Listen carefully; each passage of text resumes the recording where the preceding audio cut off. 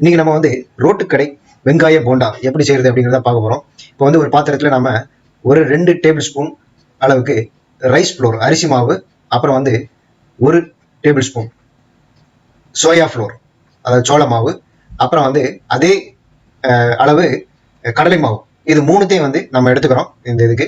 அப்புறம் ஒரு கை கருவேப்பிலையை போட்டுக்கோங்க, கொஞ்சம் கொத்தமல்லி இலை பிச்சு போட்டுக்கோங்க.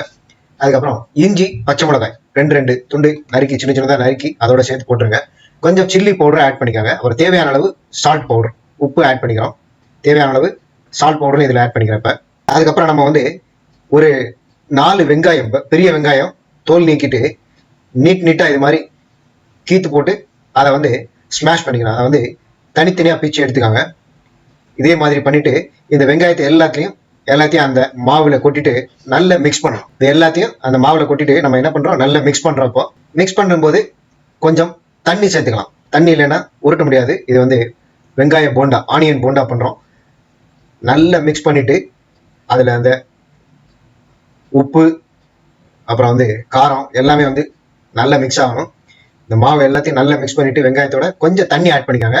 ஆட் பண்ணிட்டு நல்லா மிக்ஸ் பண்ணிட்டு உருண்டைகள், சின்ன சின்ன உருண்டைகளாக உருட்டி தண்டியா வச்சுக்காங்க. உங்களுக்கு நான் வந்து ஒரு நெல்லிக்காய் அளவுக்கு என்ன பண்றேன், ஒரு பெரிய நெல்லிக்காய் அளவுக்கு உருட்டிக்கிறேன். ஒரு எலுமிச்சை பழம் கூட வச்சுக்கலாம்.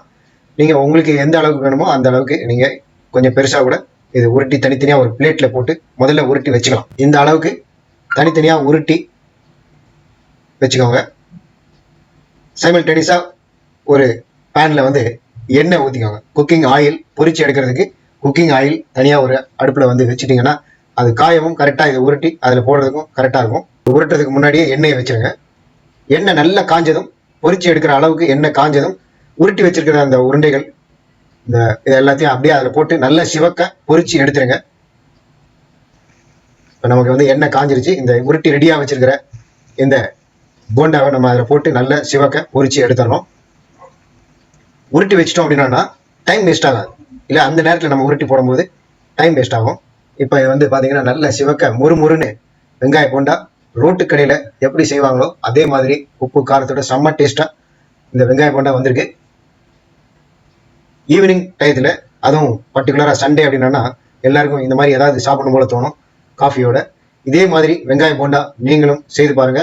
இது ரியலாகவே செம்ம டேஸ்ட்டாக இருக்கும். அப்படியே ரோட்டு கடையில் எப்படி செய்வாங்களோ, டீ கடையில் இதில் வந்து எப்படி செய்வாங்களோ அதே மாதிரி வந்திருக்கு. செம்ம டேஸ்ட்டாக இருக்குது.